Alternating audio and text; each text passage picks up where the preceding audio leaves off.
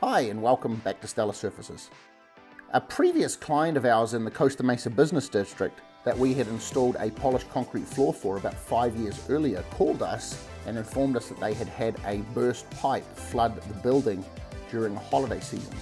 All kinds of efflorescence, which is the white salting and calcification, had come up and not only powdered on the floor but also eaten the very top layer of the concrete in the sealer and taken all that shine away, had resulted in the flood. They asked us to come back in and resurface the floor, apply our moisture, flood and damage treatment to the floor, and then repolish the floor.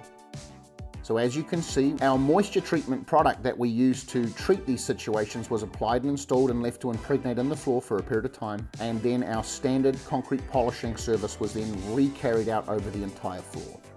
If you've had a flood situation and you're looking to have your floors restored, please give us a call. We are experts. We have high level of success and experience dealing with moisture damage and flooding damage on floors, calcification and salting. So give us a call today. As you can see, the before and afters speak for themselves. This floor is restored and there's been no reoccurring problems. Thank you for watching. We're here for your every need with polished concrete and polished concrete maintenance and even polished concrete damage when floods happen.